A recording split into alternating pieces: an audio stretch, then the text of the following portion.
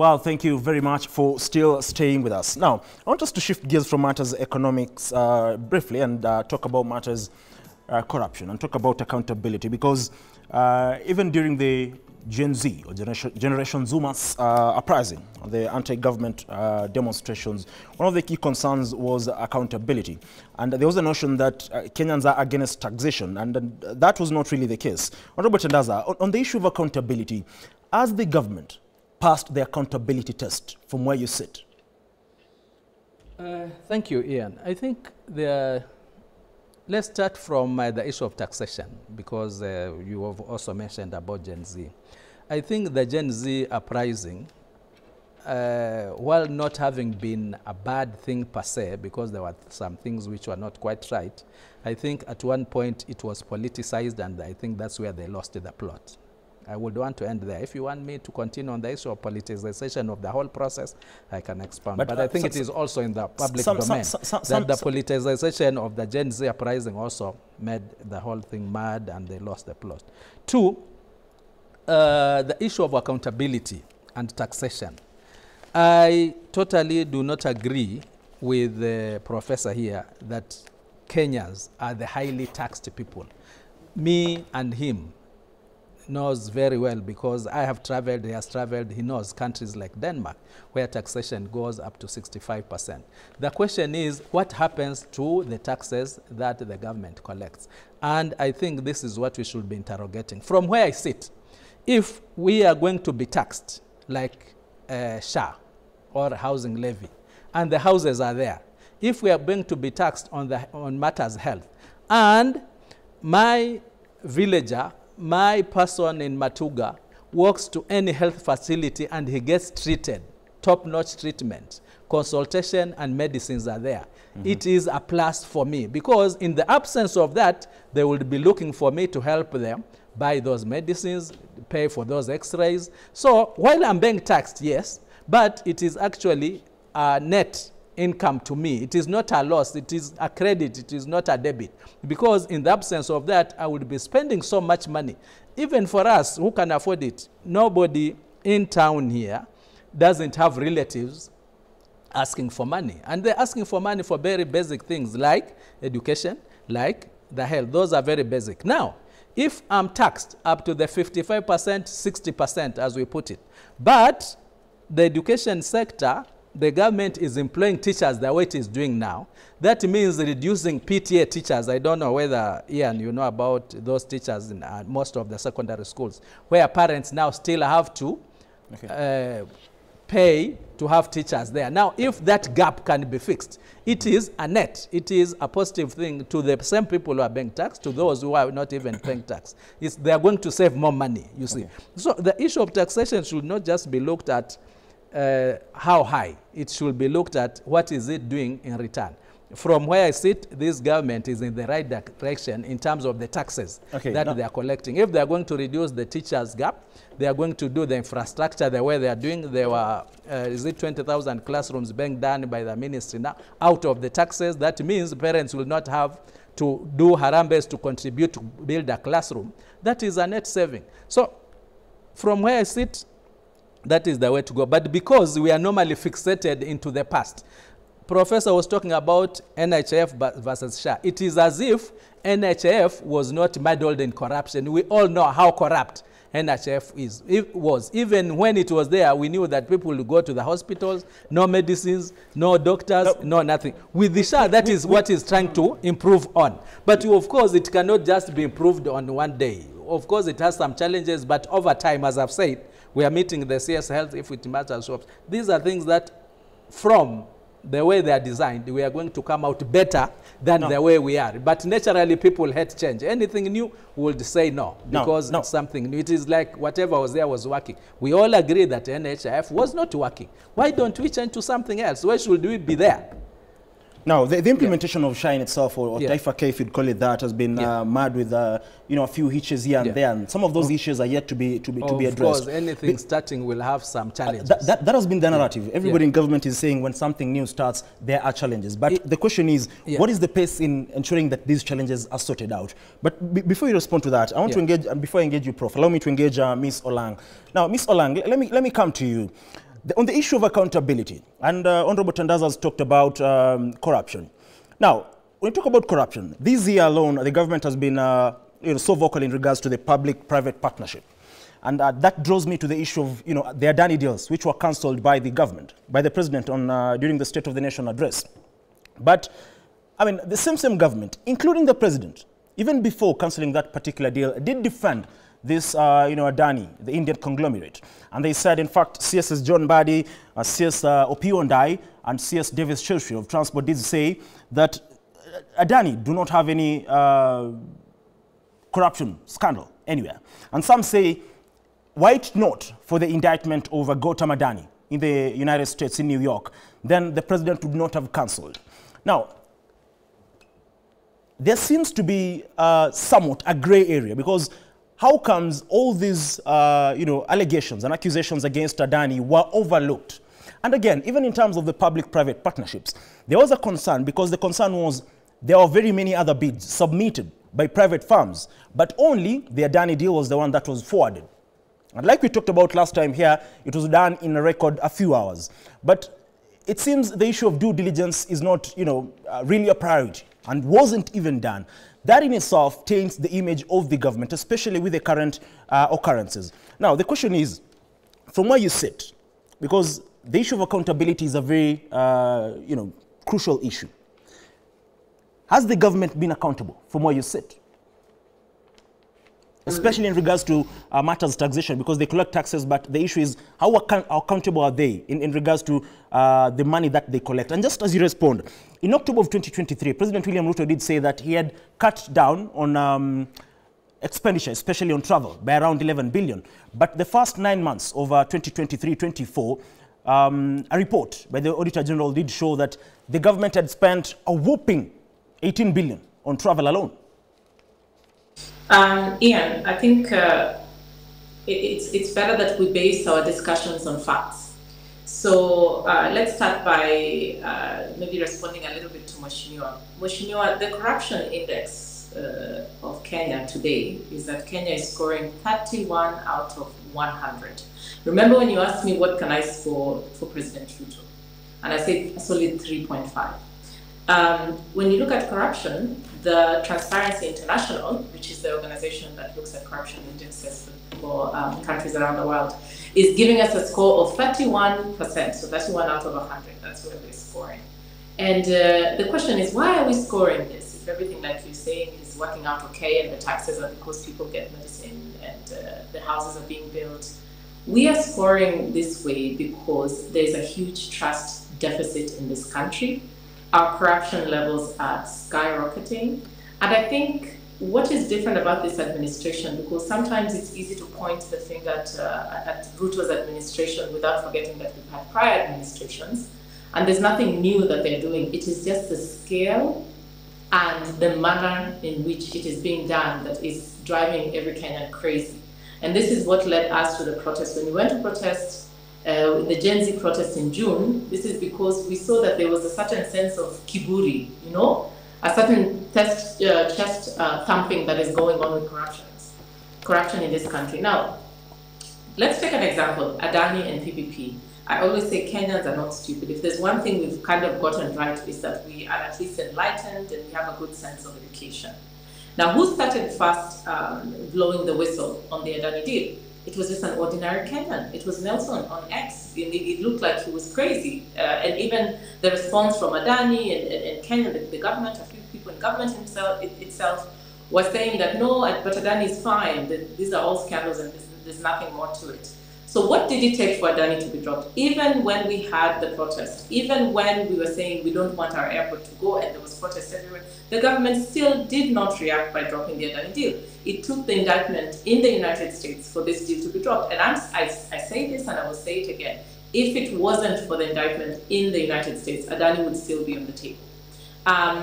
And you cannot sit there and start in any way, shape or form justify that Kenya is doing better with corruption. In fact, corruption has now become the most devolved function in this country, whether it's county governments, down to your ward, down to the schools that we have. I mean, corruption is just, it's everywhere. Sometimes I always say, maybe we need an overhaul to start where from right down to our ECD levels in schools, that we start teaching on matters of corruption, because our leadership, and especially this administration, has failed us when it comes to corruption.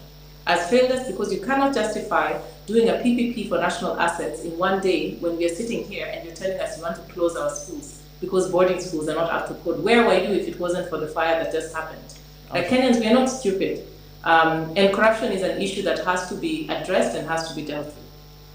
Fair enough. Prof, even as you respond to that, because the issue of corruption, the president day in, day out says he will be, fighting corruption. His government is against corruption and will fight corruption. But in some instances, for example, on the issue of the mosquito net tender, one of the issues that were mentioned in the Rigathi Gachagua impeachment case, the CEO of KEMSA then, that is Ms. Terry Ramadhani, was also part of those who were accused or alleged to have been involved in that particular deal, was appointed by the head of state to be the deputy ambassador of Kenya to New Delhi, India. What does that say? Yeah, first of all, let me start with what my dear Sheila Lang has said. I want to emphasize this point because it's very important. That's the point I wanted to make before you call her. I'm happy she thinks in the same way. That Kenya has a score 31, and then I looked at the corruption average, and I found out that Kenya is number 126 out of 180 countries that were actually surveyed. And then also, I think people said that Moi era was the most corrupt, but let me surprise you that the average corruption index from 1996 to 2023 was 24.23%, isn't it? And it has gone to the all-time high. The highest peak of corruption is 2023, where Kenya is having 32. You understand? Mm-hmm. So those ones, our figures don't lie. The most corrupt ministry is the Ministry of Interior, which was presided over by Kindiki, now being promoted to become deputy president. The second most corrupt is healthcare now, where the net is coming in. The third most corrupt is education, and I can see all over. Then, of course, now you can go to energy, then transport. Okay. Now, with that said and done, let me tell you that African News, now I go to the president directly. African News rated William Ruto as the most corrupt. African News, now you can say that's a fact. Rated William Ruto as the most corrupt Kenyan politician this year. Then he responded by saying that African News is fake news. So now those ones they can sort out by themselves, not me. Then unfortunately also, Bloomberg rated the former deputy president as the most corrupt politician in Kenya. Now it means that they were competing on this matter maybe, or at least that everybody knew what they were doing. So that one now explains why even KEMSA issue was an issue. Now, if the president decides to promote somebody implicated in corruption, how can he fight corruption? And I can tell you, as we were discussing in the last segment, the issue of poverty and the rest, you have to know that the main problem is inequality in Kenya, and corruption is a big contributor to inequality. And statistics are now showing here very clear, even the World Bank records, that 0.1% of Kenyans own more than 99.9% of the Kenyan wealth. So even if we are talking about GDP growth, it is growing to just 0.1% of the rich Kenyans who owns 99.9% of the Kenyan wealth, and therefore the normal mwananchi, if you go to Kondele, you go to Uruma, you go to Kibra, you go to Kangemi, those people don't see that money. So even if money is coming in, it is going to the rich, who are the ones who are having the issue of access to funds. Inequality must be fought as we fight corruption, so that the local person can also have a taste of it.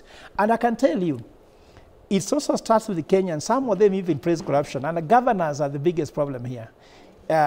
Just give me 1 minute, please, because this is important. Because of time. Our biggest stumbling block in Kenya is the governors. For example, since you have devolution, the national government has disbursed 3.6 trillion shillings to the county governments.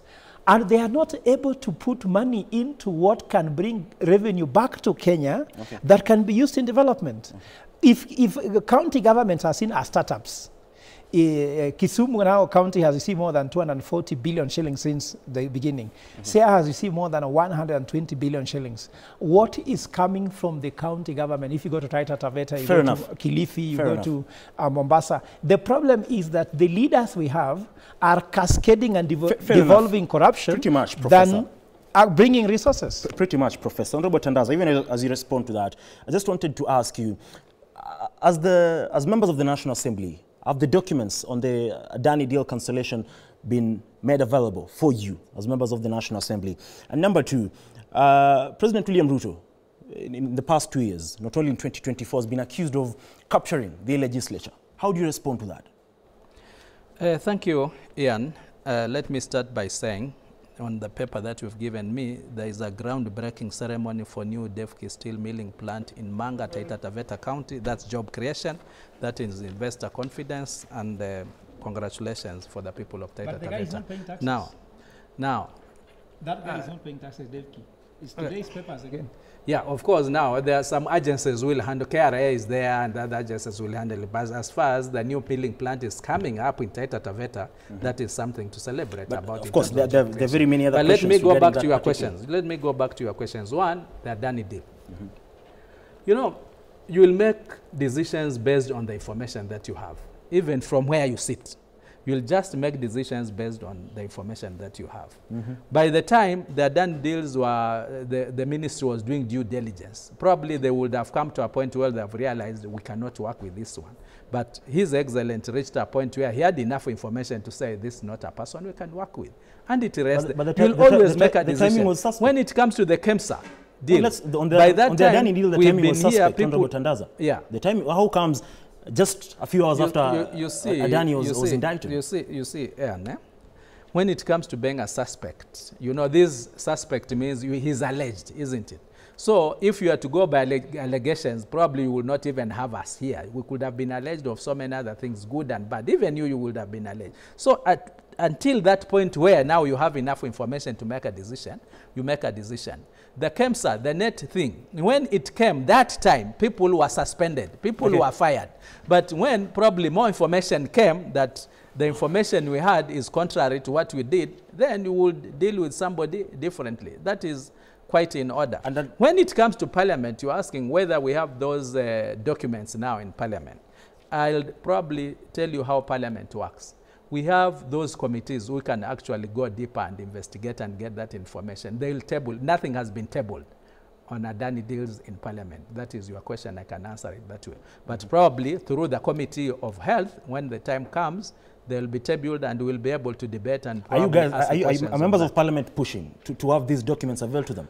From where I sit, for as long as we are not dealing with Adani, I think we will be better off dealing with what is on the table now. But the question is, then we're winding up. But the question is, even for example, the Adani K24 deal, it was already signed. Yeah. And this is the deal that was signed. The cancellation in itself was announced by the president. But have the documents been available to members of the National Assembly? Because Kenyans are asking, yes, the deal was cancelled, but where are the documents?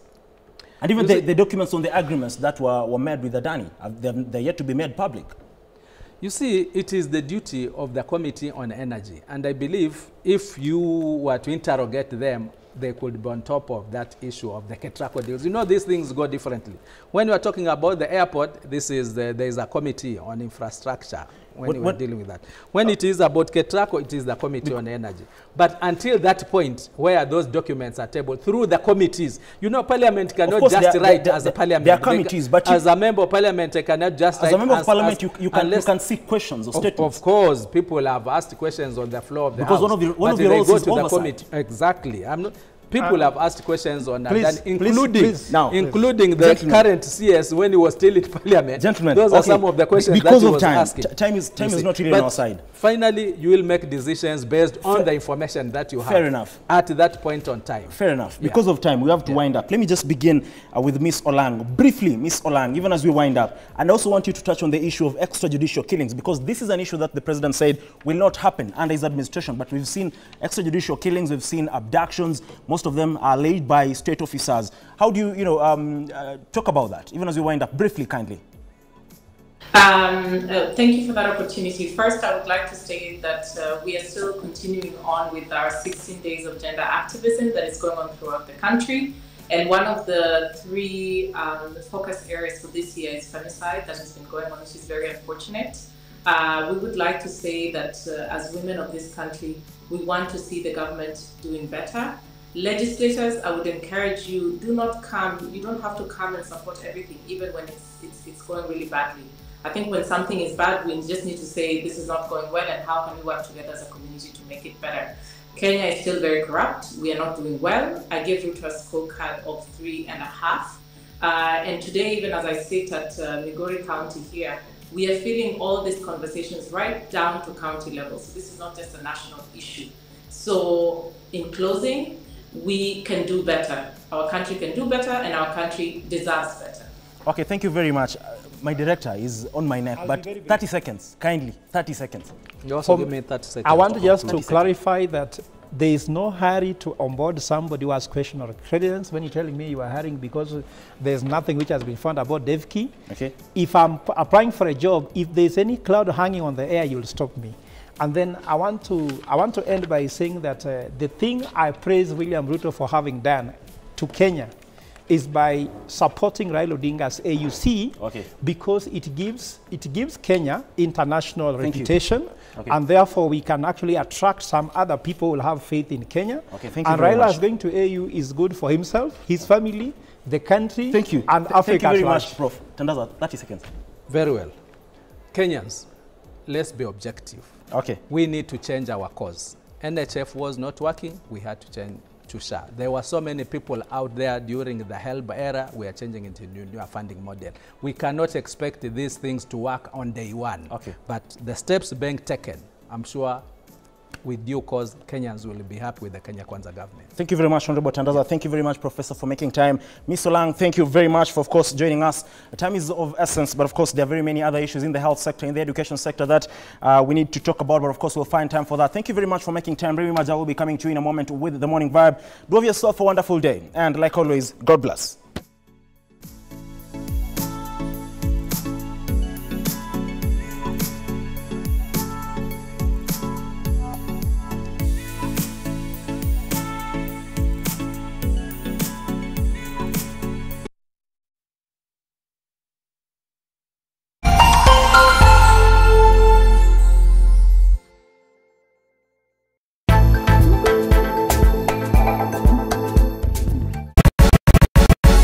When it's a Saturday,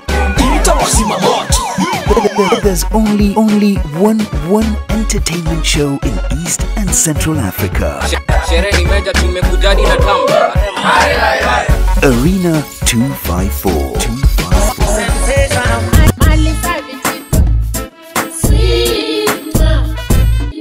Join Aisha Wanjiku and Tony Mwirigi for all the artistic interviews fused with amazing entertainment conversations and sizzling hot live DJ mixes.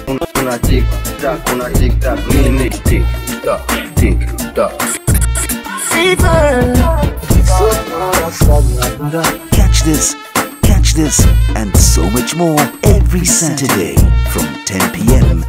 Unauliza niko wapi, niko Rurasho. Siku hizi nimechizi na wakanesa, manzi Mkamba.